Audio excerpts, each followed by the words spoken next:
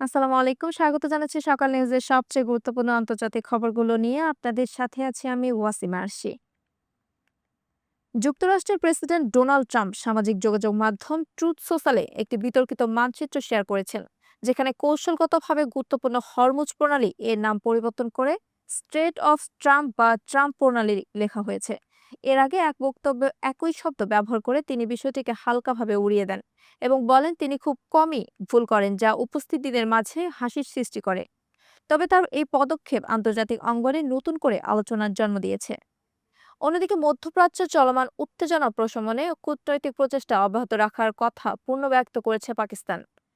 রাজধানী ইসলামাবাদে বৃহস্পতিবার দেশটির কর্মকর্তারা জানিয়েছেন, আঞ্চলিক স্থিতিশীলতা ও আন্তর্জাতিক শান্তি বজায় রাখতে তারা সক্রিয়ভাবে কাজ চালিয়ে যাচ্ছে।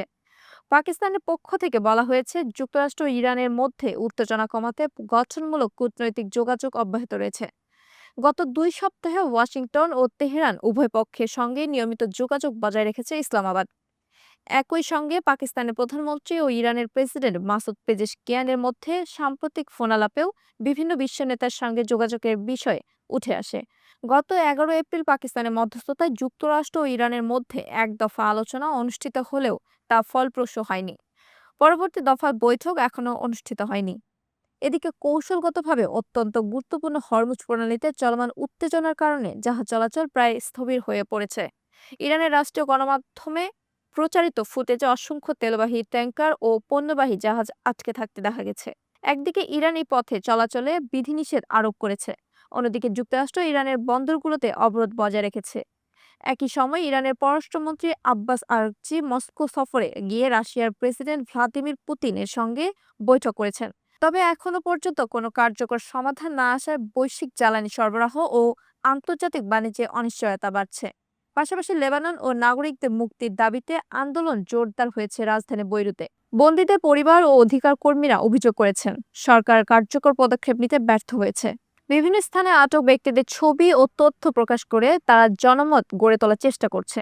যদিও সরকার কূটনৈতিক উদ্যোগের কথা বলেছে এবং প্রধানমন্ত্রী নওয়াফ সালাম বৈঠক করেছেন, তবু আন্দোলনকারীরা বলছেন এখনো দৃশ্যমান অগ্রগতি নেই। মানবাধিকার সংগঠনগুলোর তথ্য অনুযায়ী অন্তত 23 জন লেবানন নাগরিক এখনো ইসরায়েলের কারাগারে আটক রয়েছেন। তেহরানে হাজারো মানুষ নতুন সর্বোচ্চ নেতা মোস্তফা খামেনি এর প্রতি আনুগত্য প্রকাশ করে সমাবেশ করেছে।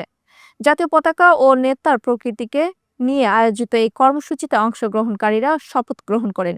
ইমাম আলী ইবনে মুসা আল রিদা এর জন্মবার্ষিকী উপলক্ষে আয়োজিত এই সমাবেশ রাজধানীর গুরুত্বপূর্ণ সড়ক জুড়ে বিস্তৃত ছিল। এ সময় সরকারি কর্মকর্তারা কূটনৈতিক অবস্থানের পাশাপাশি প্রয়োজনে শক্ত অবস্থান নেওয়ার বার্তাও দেন এবং ডোনাল্ড ট্রাম্পের নীতির সমালোচনা করেন। সাম্প্রতিক সামরিক উত্তেজনার প্রেক্ষাপটে এই সমাবেশ নতুন করে রাজনৈতিক গুরুত্ব বহন করছে।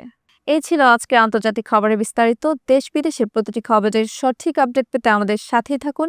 সাবস্ক্রাইব করুন আমাদের ইউটিউব চ্যানেল এবং ফলো করুন আমাদের ফেসবুক পেজ।